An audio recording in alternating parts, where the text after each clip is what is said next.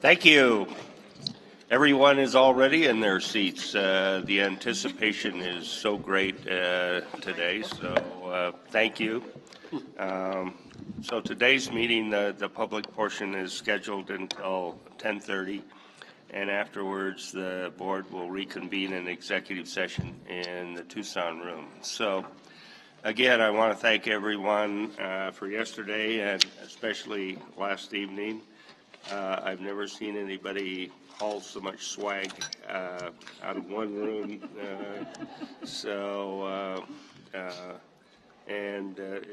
Everything went so well, so we hope today that we can finish up not only on time, but hopefully maybe a few minutes early so everyone can get going. But before I start with the meeting, I think Eileen might want to say a few words. Just a few words of thanks. Thank you, Mr. Chairman. Thanks to all of the regents and the presidents, and certainly to the ABOR team and the university team who was there last night. It was a delight and a total outpouring, and I'm very grateful and obviously very humbled by all of the show of support and love, and I just want to say thanks. I also would like to say a very special thank you to Sarah Harper. She is our phenomenal Vice President of Communications, and she helped with those tribute videos, and I'm very grateful. She's a phenomenal talent. I'm excited for you to hear more from her at the June board meeting. I'd like to say thanks to Kate Linder and for all of her work to create last night's event. I did not want a dinner. I didn't really want to do anything, and I was overruled, and now I'm very glad that I was, because it was such a great time for us to be together. And I said we can only do a dinner on one condition, and that's that we have a lot of fun. And so nothing made me happier last night than to have everybody enjoying themselves, relaxing, and truly being in the community that we are and showing it. So thank you, Mr. Chairman, and thanks to our great team for such a lovely time. Well, thank you. And, I think the key word that you said was fun. So let's cue up some more fun here if we can. Right. Oh no. Oh no. He's good at everything. He's good at everything, so he'll be good. He's going to practice.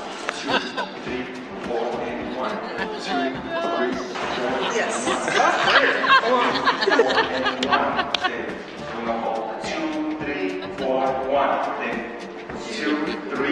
I'd appreciate all the help I can get. At the end of the day, it's a good cause, and your donations will go to a good show, but you're going to have to be there to see it. Come on out. I'd love your vote.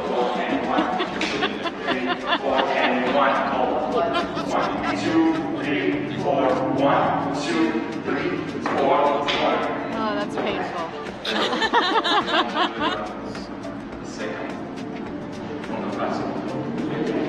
Oh my God. That's right. That's right. Well, this was the practice video, and then this all seems like a great idea for charity until you show up that night and you realize there's 700 of my businesses in this audience. And I've got on sequins and 5 spray tans. Yeah, there you have it. All for a good cause. I'm not allowed to say who was behind that. I thought it was Eileen. And on to the metrics. Right, exactly. That's right, wow. More dancing. Okay, the first order of business this morning is the appointment of regents, professors at the University of Arizona, and Regent Krishna will introduce this item. Thank you, Mr. Chair.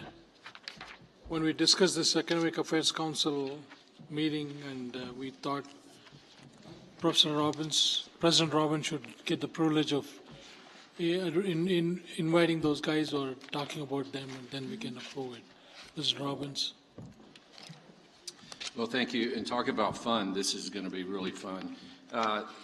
We have 5, 3, 4, 5. That's right. Professors who I'm not sure how they haven't become a Regents professor before now, because these are all outstanding individuals.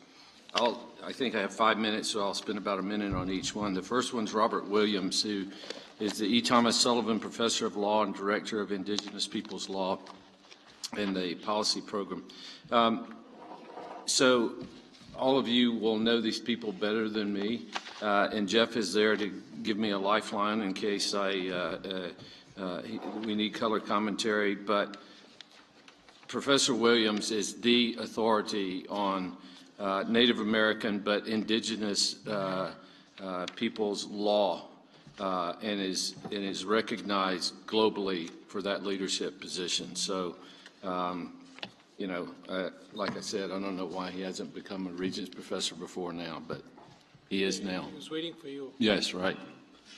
The next one is Dr. Steve Swartz, and Steve is he chairs the Committee of 11, and I got to meet him the first day that I was on the job when he gave me the white paper Committee of 11 report.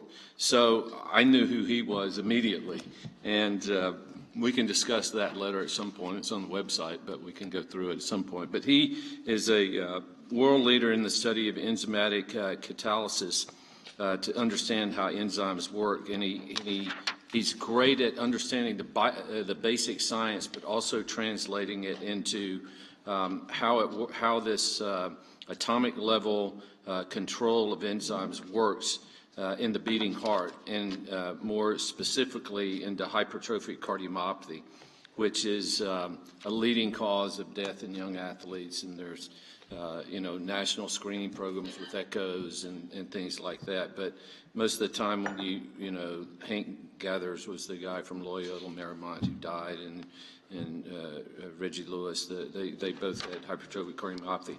Now, that's great, and he's a Regents professor.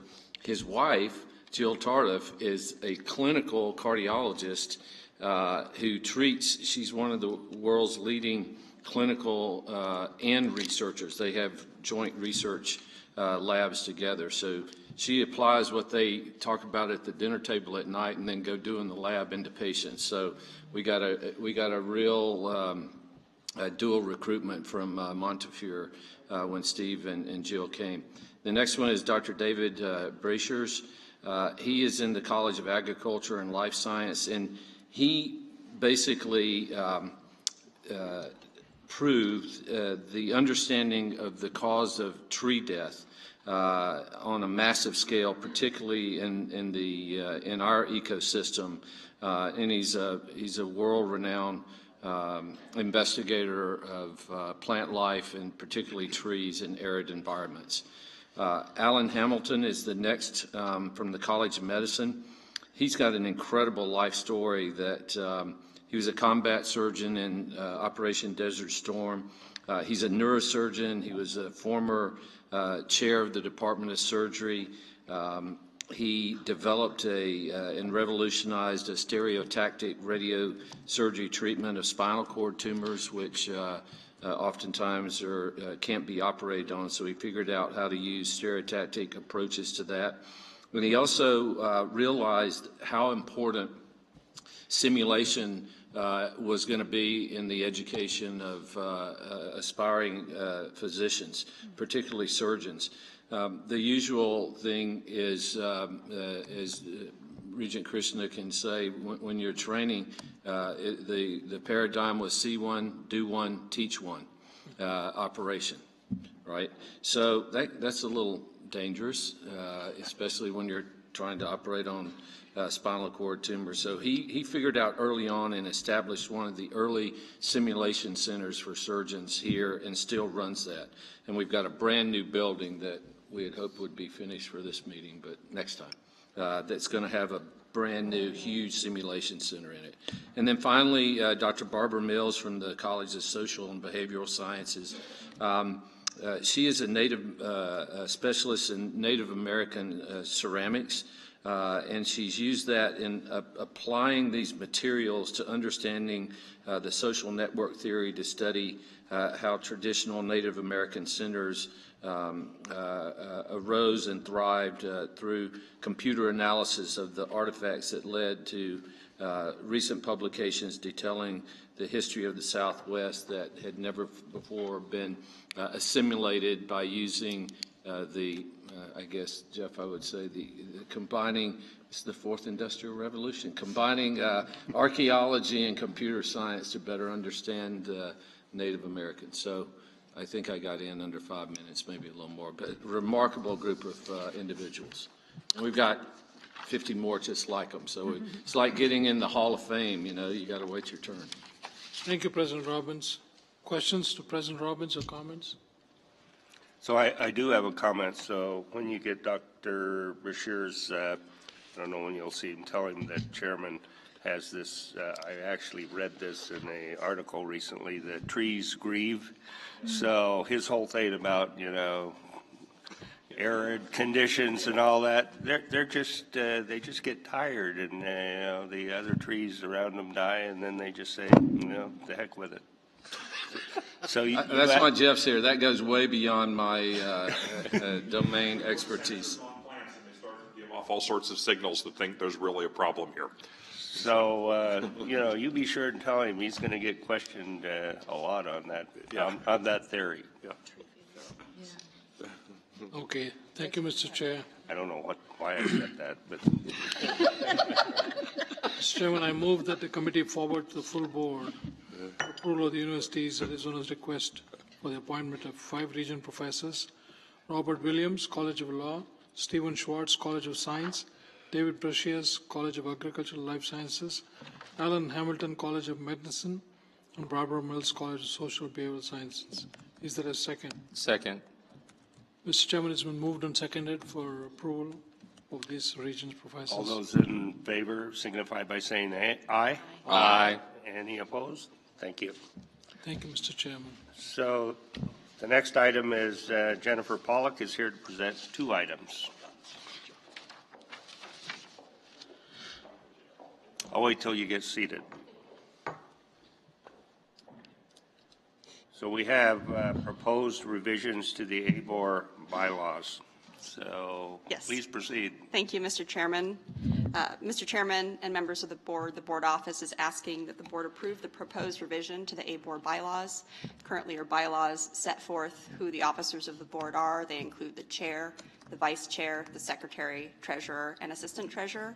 And these proposed revisions will change the name of the vice chair to chair-elect. The intent is to promote continuity in board leadership and reflect the expectation that the chair-elect will become the chair in the next election cycle. No revisions to duties or responsibilities to board officers will be made. In addition, there are revisions in the proposed bylaws that simply add language to reflect that the board's authority and responsibilities are as set forth in the Arizona Constitution and state statutes. I'm happy to answer any questions you may have. Any questions? Hearing none, I move that the board approve the proposed revisions to the ABOR bylaws as presented in the executive summary. Do I have a second? I second that, Mr. I have a Chairman. motion and a second. Any further discussion? If not, all those in favor signify by saying aye. Aye. Any opposed? Next, the board is asked to elect officers for 1-year terms beginning July 1, 2018. And so, Jeannie, please proceed. Thank you, Mr. Chair. Again, it's that time of year for the board to elect officers. Again, for 1-year terms beginning on July 1, 2018. The proposed slate of officers include as chair, Regent Ron Shootman; as chair-elect, based on your last action, Regent Larry Penley; as secretary, Regent Ram Krishna; as treasurer, Regent Bill Reidnor; and as assistant treasurer, Regent Andrea De Gravina. I'm happy to answer any questions you may have. Any questions? So hearing none, I move that the board elect officers for 1-year terms beginning July 1, 2018 as described in the executive summary. Do I have a second? Second. Any further discussion? All those in favor signify by saying aye. Aye. Any opposed? Even no one? I'm surprised you made it unanimously, but what can I do? So our next item concerns the proposed revisions to ABOR policies relating to the codes of conduct, and the board is asked to review the proposed revisions on first reading and approve for immediate implementation. So Nancy, would you please present? I believe this has, oh, you're there. I don't know how you got there. Weapons on campus, I think. But Yes, sir. Mr. Chair, members of the board, in February we came to you and asked you to update the Code of Conduct and the Student Code of Conduct to update the definition, to add a definition of deadly instrument and update the definition of weapons to include to allow, in other words, chemical repellents and certain alarms. Today, we're here asking for one additional update to the policies to add a definition of personal safety devices and a requirement that each university maintain a list of these personal safety devices so that they can update them as the technology changes. And these are devices that are designed to protect people from other people, so not bear spray, not something that that is more than we would want in our campus environments. The Arizona law allows the Board of Regents to adopt the rules to maintain public order on campus, recognizing that it's the universities and the board that have the best understanding of the environment on our campuses and the safety requirements for students and other members of the campus community. I'm happy to answer any questions. We will work together with all three universities to make sure that that we're talking to each other as we develop these lists and that the lists are available by the time we're ready for orientation for the fall semester. So any questions, comments? I move that the board review on first reading and approve for immediate implementation the proposed revisions to ABOR policies 5-302, 5-303, and 5-308 relating to the codes of conduct as presented in the executive summary. Do I have a second? Second. I have a motion and a second. Any further discussion? Hearing none, all those in favor signify by saying aye. Aye. Any opposed? Jay. Do you have more? Nope, I don't. That's it? So I believe the next item is the board is now asked to approve an amendment to the multiple year employment contract for Sean Miller as head men's basketball coach at the University of Arizona. And so Laura, Todd Johnson, and Dave Hickey will present.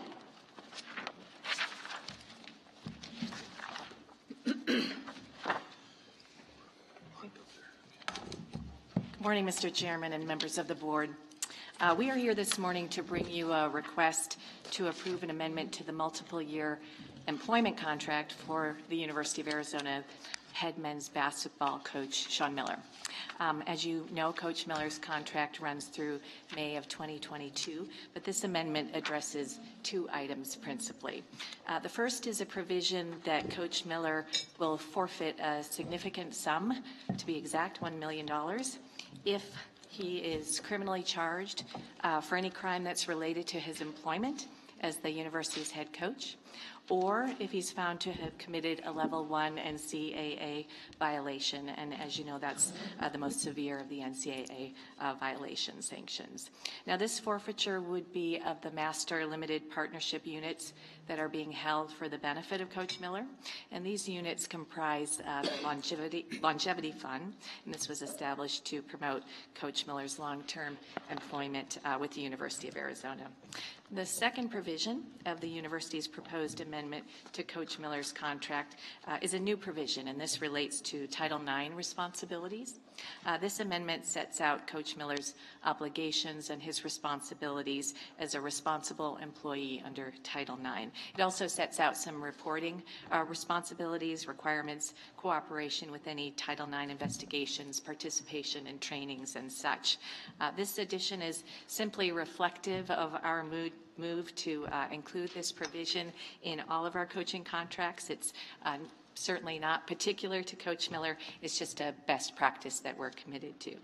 I've got Vice President for Athletics and Athletic Director Dave Hickey here with me. I think he would like to give you some additional information on Coach Miller, and then we're happy to answer any questions you have. Sure. Well, thank you, Laura. Pleasure to be here. A couple things. I think the agreement that we've put forth today illustrates a real positive step, a partnership between both parties, if you, so to speak, but real opportunity to move forward in a positive direction. Coach Miller, I want to be very clear, Coach Miller supported this direction and welcomed it as we discussed it and worked through it. It's a direct effort, as I said, by both parties to make a strong statement about where we are, who we are as a university and as an athletics program, and what we stand for. So we feel this is a very positive step going forward as we deal with quite frankly, a world of speculation, a world of rush to judgment attitude, and that we think, again, very proactive and the appropriate measures as we go forward. So with that, I'll pause and, again, happy to answer any questions. Dr. Robbins, do you have any comments? Well, I'm very pleased that we were able to reach this agreement, and I'm appreciative to Coach Miller for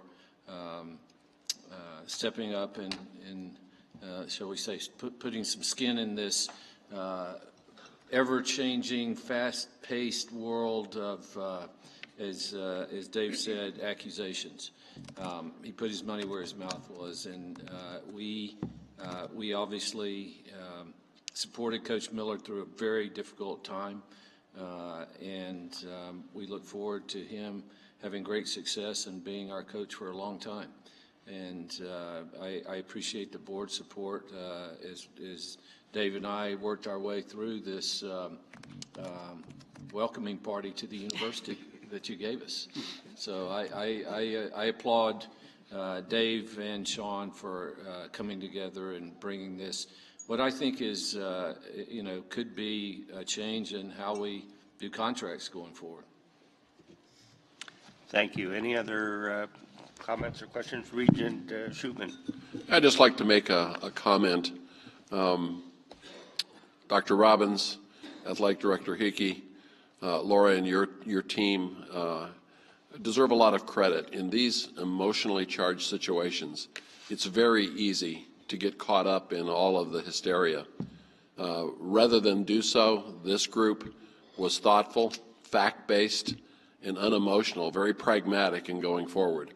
Always the first thing out of their mouth was, from President Robbins, our number one priority is the University of Arizona, its integrity, our athletes, and their experience here to become good citizens in our country. They will always be our priority. But I think it really speaks well that we moved in a methodical way rather than an emotional way. And I think you and your team, Dr. Robbins, deserve a great amount of credit for the way you've handled this. Regardless of how this plays out long term, I believe that every action that was taken today, through today, has been measured and thoughtful, and my hat's off to all of you and your team. Thank you, Regent Schutman. Thank you. Any other? Regent Myers. Thank you. And I echo those comments, as I'm sure all of us do. I just want to comment on Title IX for a second, the other part of this. I don't like Title IX as a term, because I think we use that term all the time, and I talk to a lot of parents and they're like, what's Title IX? And I think it's jargon that we use, but I know it's a federal law, and that's partly why we use it. But, I think the key thing is the culture at our three universities and the idea that we honor what Title IX stands for, which is there is no sexual discrimination tolerated at all at any time, period. And I applaud Mr. Hickey and our other athletic directors for what they're doing within sports, but this is the whole university, and we have an environment that absolutely doesn't tolerate improper behavior.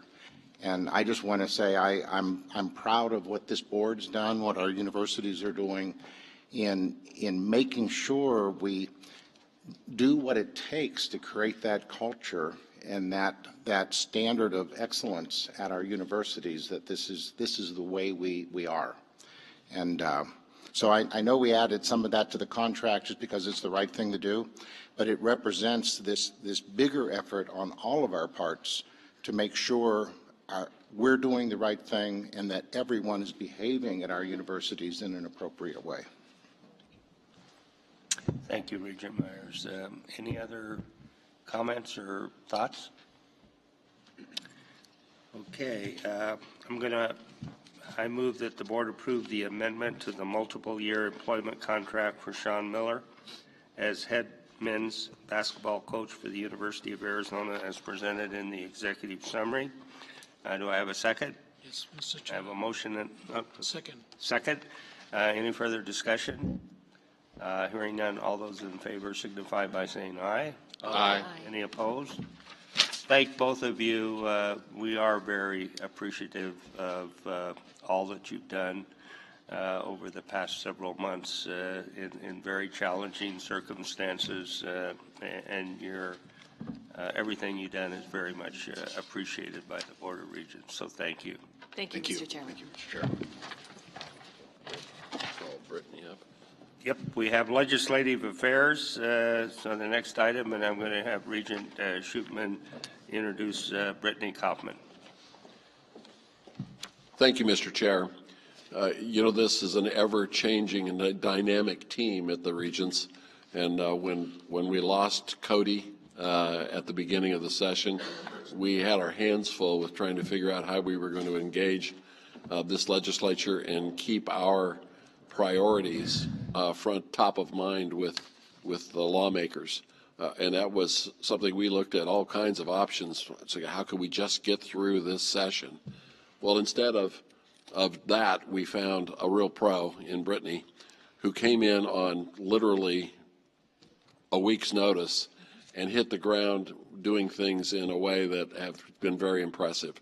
She's a take charge kind of individual who is matter of fact and engages in the issues. The teams from the universities have rallied to her call. And Brittany, I just want to thank you publicly for jumping in as you have, and I look forward to working with you, the whole board does, in finding better ways for us to work with our legislature. So thank you for what you've done. Thank Mr. you. Chairman. Yes. Mr. Chairman, I apologize to her last night. I didn't recognize her, but I want to thank Eileen for picking her up. Eileen is leaving and she's going to continue here. So thank you, Eileen, for a great opportunity to work with you. She is. Thank you very much. Thank you very much. Thank you, Mr. Chairman, for the kind words. Can you hear me? No. Is this on? No? Maybe I'll try this one. Yes. Now it's on. Okay. Thank you very much, Mr. Chairman. Thank you both for the kind words as well. So wanted to give you an update of where we're at in the session. I'm going to go through the different bills that this board has taken positions on and a few other items where we've monitored or things that have occurred during the session. I'll go pretty quickly, but if there's anything that you would like more information or go into greater detail, please don't hesitate to stop me at any point. You have the packet in front of you.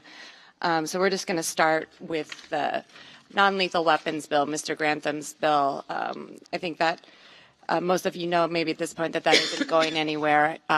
We worked a lot on the bill, but I think there's also things that are happening at a national level that also caused that bill to just stop, which in our opinion is a good thing. But we've also, just as you just voted on, have improved our code of conduct, and we'll be very active in that and very engaged in making sure our students know how much we do promote personal protection and safety, and we'll make sure we're very clear in our policies of what is and isn't allowed moving forward.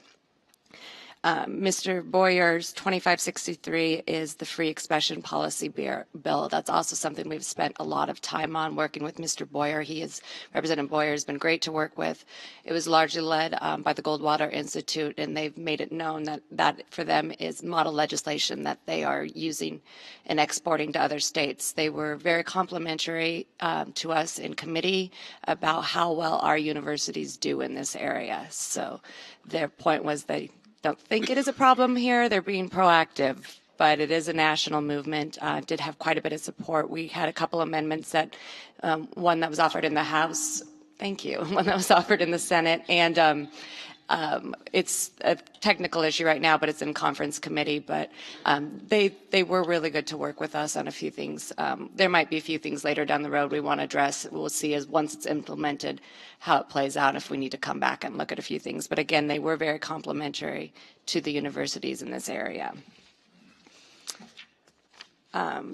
House Bill 2280, University leaseback financing, that is at a position too where that bill is not moving, no longer exists, but there has been a commitment to continue this discussion in this area, and we know that there is still an appetite by the bill sponsor to do something here. So I know that various groups have already reached out to members of this board and to various universities, and we're committed to still look at this issue in more of a proactive way. Foster care tuition waiver, that is moving, and our engagement on this issue was just to ask that in general, when they come to us asking for tuition waivers for different groups, that they fund those tuition waivers. So that is part of our continuing request. If they would like any group or constituency to have these waivers, that they also appropriate dollars for that. So there is an appropriation on this tuition waiver.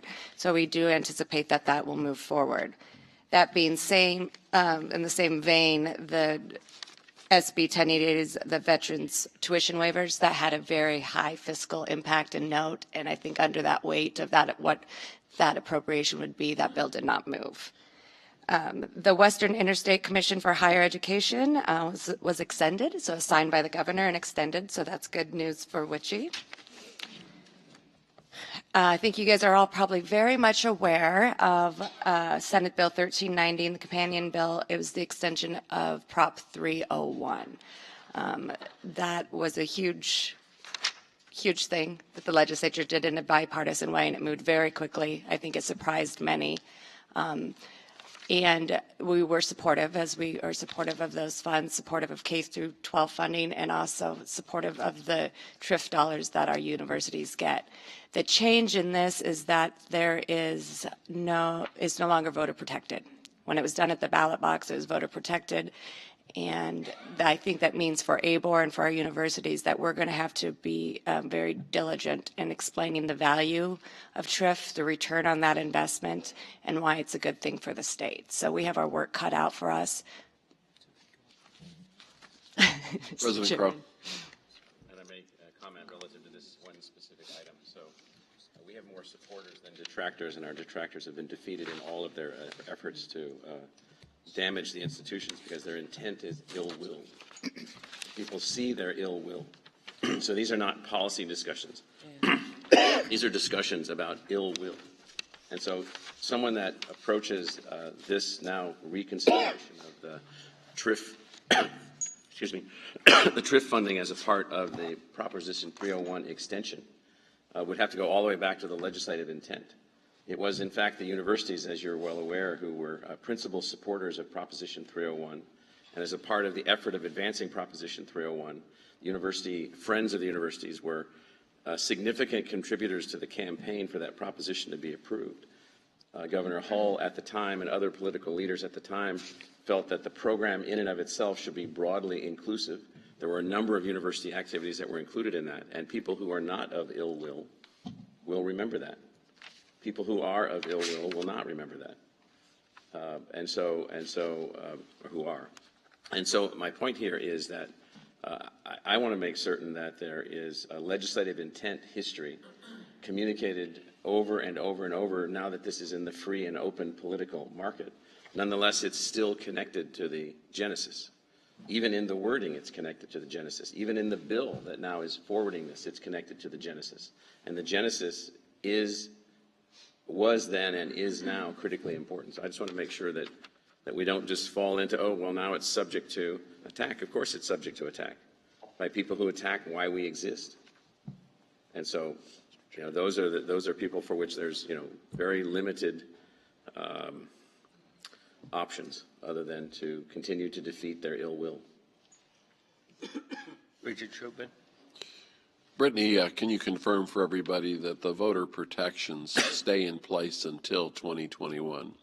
So the extension starts at that point. So we basically have 2 years to continue to tell our story and to ensure, as Dr. Crow suggests, that our supporters understand the genesis as well as the value that TRIF brings to the state. So I do think it's a fight. We in some quarters in the legislature today, so we will definitely have to engage. But this is good news overall for the state. We're avoiding a fiscal cliff for the K-12 system that is very good news for them and for us. Mr. Chairman, can I ask or suggest or offer as a volunteer that we spend some legal energy studying this, not so much whether or not it's in the free and open, but the notion of legislative intent, legislative history, the design of the premise, and then the continued design, because it was in fact the extension of the Voter Protected Act that was approved. It was not, oh, we're going to go back and redo the whole thing, because if that's true, then the whole thing will be redone. I think that's an excellent suggestion, and so we'll have Nancy and others from the universities take a look at that and report back somewhere along the line. Mr. Chairman, I did want to point out with this bill, they did change the distribution slightly. There was a debt payment that no longer has to be made, which is great. But so instead, they took that $64 million and put it into the costume site fund for the regular distribution. And in that, the universities through TRIF lost about $8 million. So John Arnold's much more well-versed in this than I am, but so I don't think that was the intent, but that is how it played out. So they've already changed the mix, even in the passage of the original bill.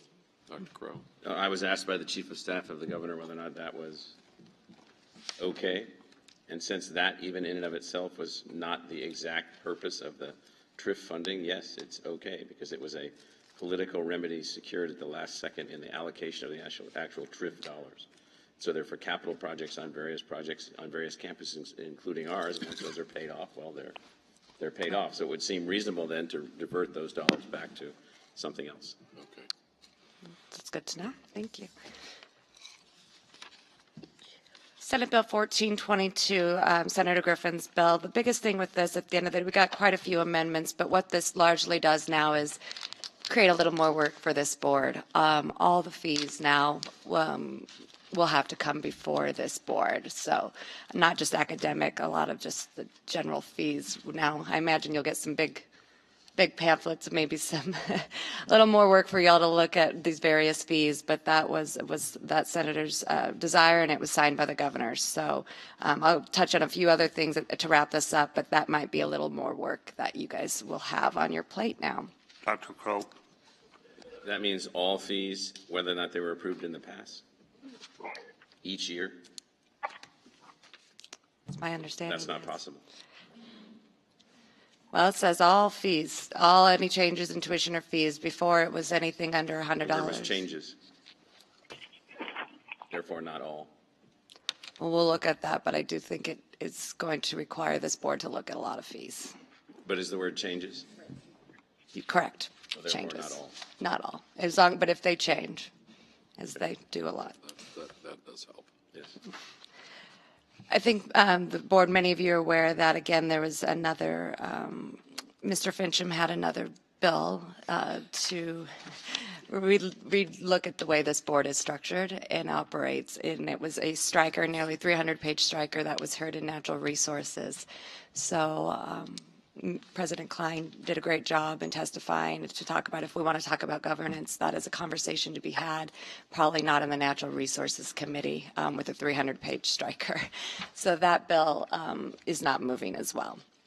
The licensure requirements, the psychologist licensure requirements, that is moving along. That was brought to us primarily by U of A, and they have taken the lead on that. And to my knowledge, that is progressing just fine. Wanted to highlight something else for you. There's a strike everything bill about public safety, traumatic events counseling. And we've looked at that with our university folks, and really it's just providing more counseling for those who've had PTSD or other, it's largely brought by fire and police. And we've looked at with our universities and don't believe the biggest impact is we might just have to revisit some of our policies as it relates to paid time off and sick time off, because they would not have to use that if they're undergoing counseling services. So it's just more looking at our policies as far as paid and sick time off, and if there are any other reporting requirements back to the state to make sure that we are properly handling those, as well as protecting the privacy of those undergoing services. So the other thing I wanted to mention, we'll come back in June. We'll talk about as things finalize in the session, what changes have been made, how that impacts this board, how it impacts the universities, how we need to update our policies, our procedures. But the Free Expression Committee, that bill, the Free Expression Bill, created a committee. We are no longer with the community college as originally they intended. We're separate, but we will have to form a Free Expression Committee and report back yearly about what we're doing in the area of free speech. So that is something, as we learn a little bit more of what the bill sponsor intended for that, how we go about doing that. And fees, various reporting, but we'll come back to you in June and talk more about some of the changes that we'll need to implement. Mr. Chairman. President Grohl. Might we also, in those reports, be certain that we then include all of the messages from members of the legislature asking us not to have certain individuals speak on campus? It did say that we could identify anything that hinders free speech, so we could also Because that's the highlight that. principal group that we've heard from, including some of the members that you're mentioning by name. No, it specifically calls out to highlight any areas that are troublesome to for So the most free troublesome speech. area is the interference of the legislature in who might speak on campus. That would be the most troublesome area. Mr. Chairman, I would just add that we have talked at length with the legislators and for the past several years about concerns around regulating free speech, that inevitably efforts to expand speech on campus inadvertently wind up curtailing speech on campus. I will say that the bill sponsor has made a lot of changes. Some of the changes that have been refused, including this committee, including the fees, the automatic penalties that are in here, were refused by the proponents who brought this legislation forward. As Brittany explained earlier, this is intended to be model legislation for the country. So we certainly can, nothing's ever finished. We can continue to refine this bill as it goes forward, but I believe Brittany has, with the help of our legal counsel on our campuses, gotten the bill in about as good a shape as it's going to get. But the bill's going to pass, but that doesn't mean, to your earlier points, that we won't continue to pursue what we think needs to be done. And we will work to implement the legislation in a way that does not in any way freeze or curtail speech. I know we are all committed to that. And our annual report will include each request verbatim copied of each request that we have to preclude someone from speaking on campus. Mr. Chairman, that's all I have. Any questions or comments? If we want to talk real quickly about the budget potentially and school safety, if we have the time. Please. It's all about budget right now, and we've made our standard rounds and asked relief on the HIDF, fund tuition waivers, and the resident funding model. Those did make their way into a wish list that we was provided, at least on the House side. Chances of us actually accomplishing those things is very slim, but I think at least our message is being heard, so that's good news. We don't know exactly where they're at on the budget. We were kind of told yesterday they're a little further apart than they might have been initially, but I don't think any of us are under delusions that we'll be receiving a lot of monies from the legislature this go around. President Kroll. So we'll give up when the whistle is done and the game is over and the bell is done and the people are lying with complete exhaustion from their energy to attempt to find ways to have the legislature actually no longer tax tuition through the HIDF fee, to have the legislature actually fund the students from Arizona that are attending the universities, and have the legislature actually take seriously the budget requests from this body after this body has then led the reconfiguration of the universities into a completely new design. And so, to me, I'm not a big believer. I know our guys are coming back and saying, I don't care how long the game goes. We're going to play to the whistle using every technique we possibly can, even in a losing basketball game, to foul, to get them to free throw shoot, to get us to get the ball back. That's the stage of the game that we're in, because there's always that chance that you can win, as you know. Thank you. Mr. Chairman, I think the one thing that's outstanding at the legislature that could keep us here longer, there is an appetite to get out quickly, especially during an election year, but the governor's school safety plan. It's largely focused on K through 12, but it did impact us. In initial language we saw, they talked about resident advisors. We've had some conversations with the governor's office, and I do believe in the next round of language that will be removed, and they will largely just focus on K through 12. It is a very hard package, I think, for the governor. It's very emotional, very heated, and people with very differing opinions. So he's got a tough road ahead of him, but it could keep us here a little bit longer. So, to Dr. Crow's point, you hear all kinds of prognostications out there that the state may have as much as a couple of $100 million. 280. 280 plus. A lot of it may have been due to the tax bill that was passed by Congress at the end of last year. But assuming there are some excess funds, what are the discussions as to where those are going to go, and what is the appetite for, even doing that, or if there is a surplus, expending those funds? Mr. Chairman, I think the legislature and the governor are very conservative when it comes to their number projections, and given what is going on here in Arizona and nationally, the pressure is definitely on K through 12. I feel if there are additional dollars, that is most likely where everyone at the legislature will want to see those go. That being said, we will still talk about our needs, our priorities, what's good for Arizona students in higher ed, but being the political year and what is going on around nationally, K through 12 is where I think if they determine and feel confident that there are any extra dollars, which again, they are very conservative in doing that it would go through K through 12. Regent Shupin. To President Crow's point, we should play to the whistle. And I think if we re-energize the three university teams to make one more run at this in a very thoughtful way, but be emphatic about the situation. They committed as a body to this 50% funding model years ago, and they ignore it like it isn't there. The HITF problem has created an extra fee for students to deal with. If they could solve a portion of those, I think it's worth us making a point now to set the stage for the battle to continue in next session. We ought to see what the teams feel is possible, but emphasizing our needs as priorities in deference to the great work that our presidents and the teams have done at each university to find efficiencies and hold tuition at where it's at. Regent Myers. Thank you, Mr. Chair. I very much agree with that, and I agree with playing to the buzzer. Part of it is we've talked about this isn't about funding the universities. This isn't about the universities. This is about competitiveness. This is about creating realizing the potential of the people of Arizona to compete in the world economy. And somehow, maybe that's rhetoric, maybe it's not. I think it's too much viewed as, well, the universities already get a lot of money. Why do we want to get them more money?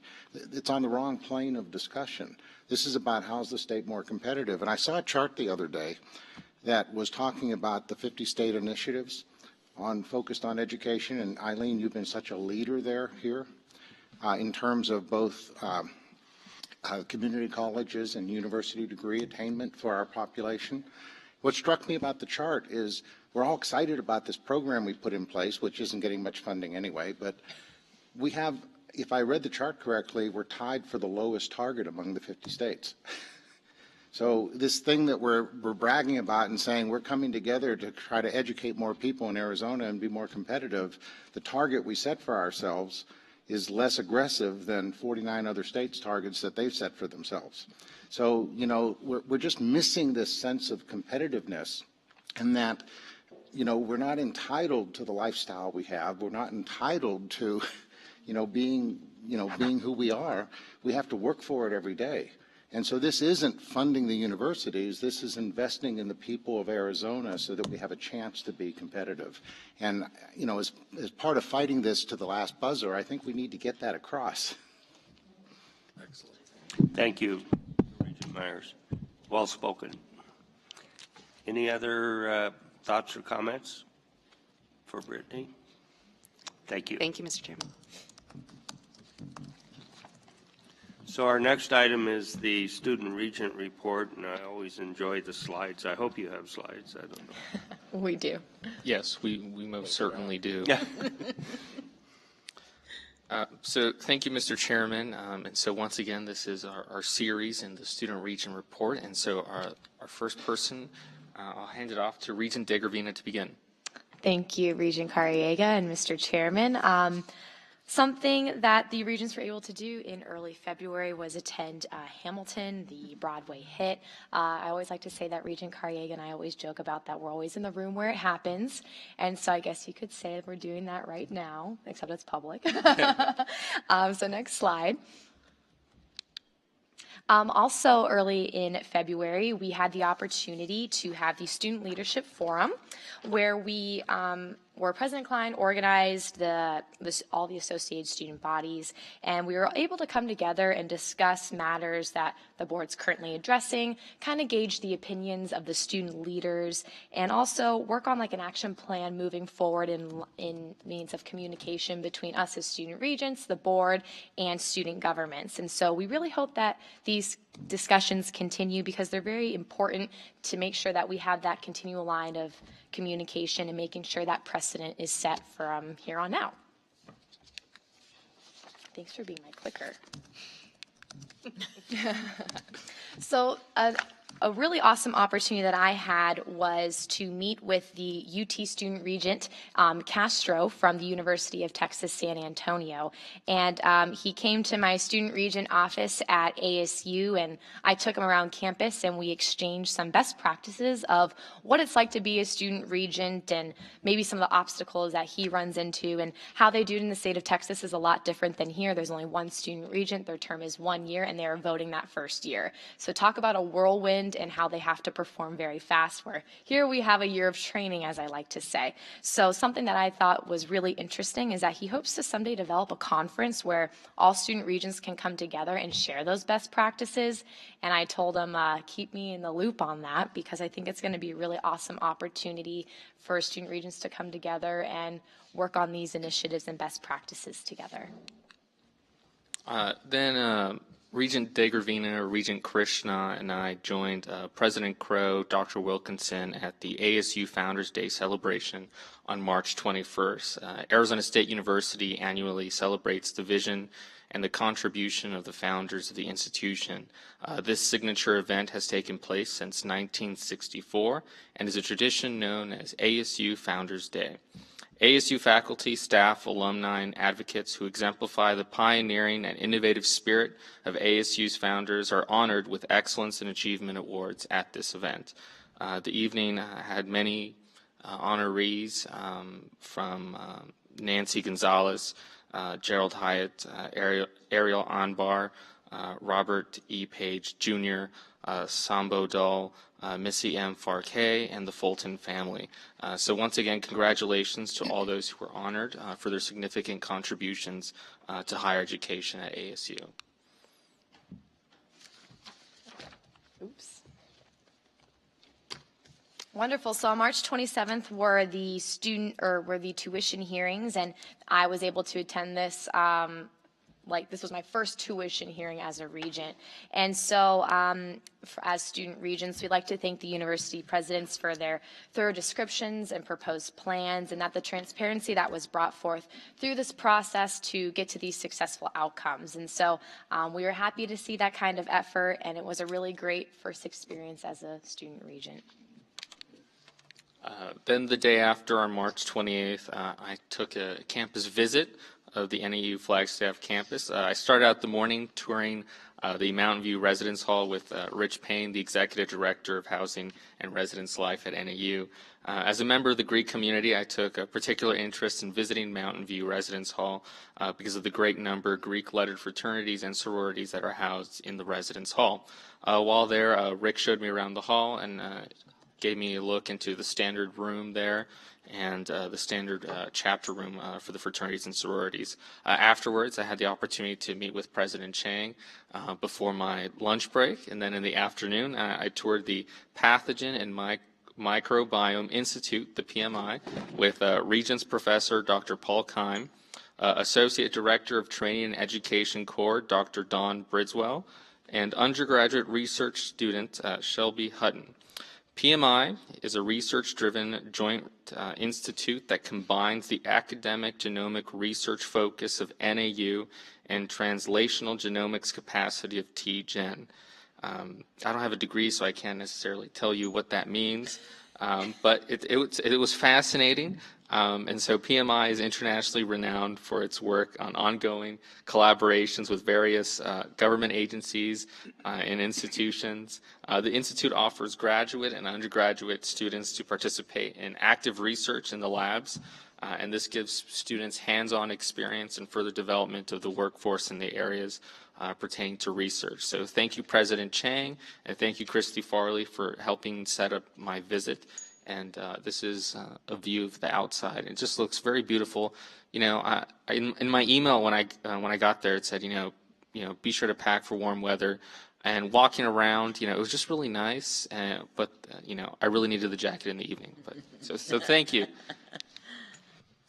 And then later that evening, ASNAU hosted both Regent DeGravina and myself for a student regent forum, which was hosted in one of the classrooms at the Raul H. Castro Social and Behavioral Science buildings.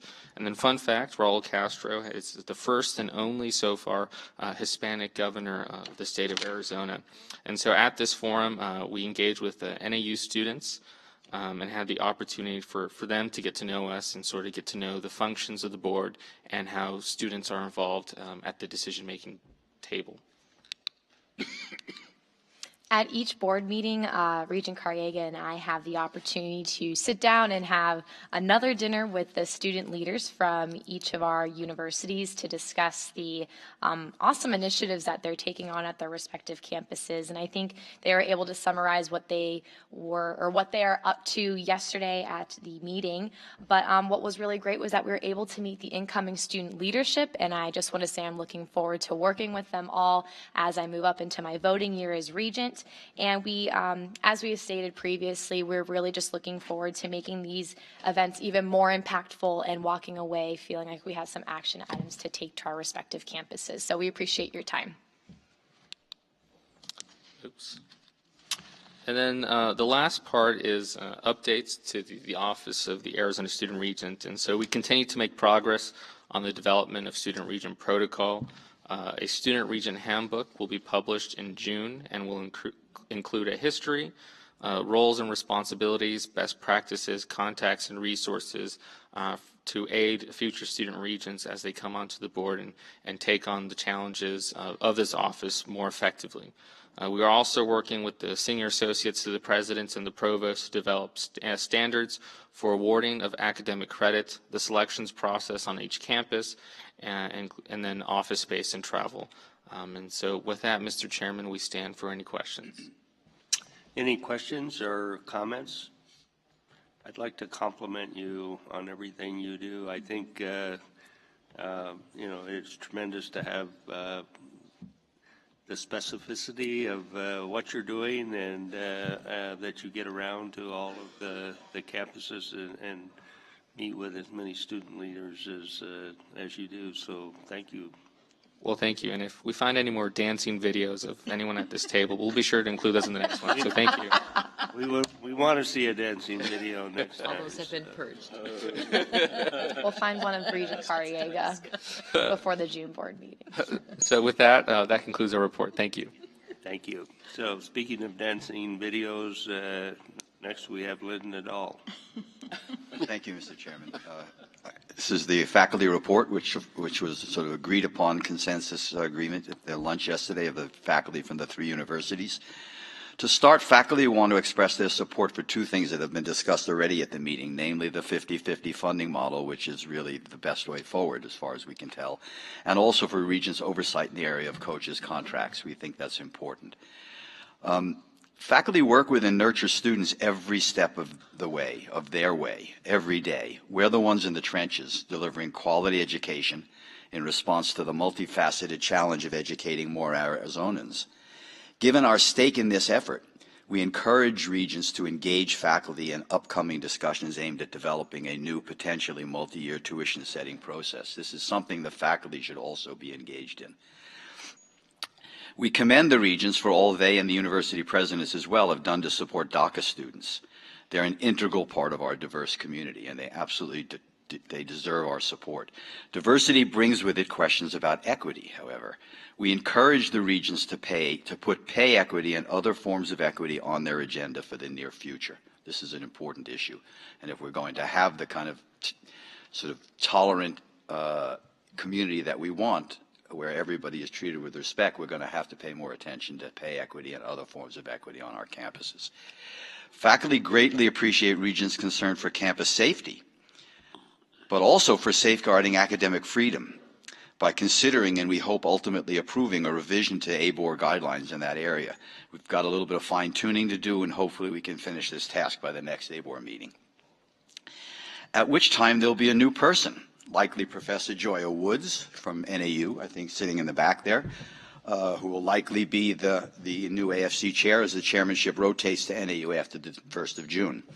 I personally would like to thank the Regents and ABOR staff for encouraging faculty engagement, and in particular to thank President Klein, who I know made this very thing, increasing faculty engagement, one of her objectives. And I am happy to report I think that you've succeeded in this as in many other ways. And finally, it's been an honor and a pleasure for me to serve in the role of AFC chair this year, and I can close by assuring you that my replacement will raise the average sartorial quotient at this table next year. Thank you, Mr. Chairman. Very good. So, questions or comments? Thank you very much. So that does conclude today's public portion. I'd like to thank President Robbins and his staff and the board office for all the work that they did this meeting, especially last evening. That was put together fairly quickly and very enjoyable. Thank you for everything. So the board will now reconvene in the Tucson room for executive session.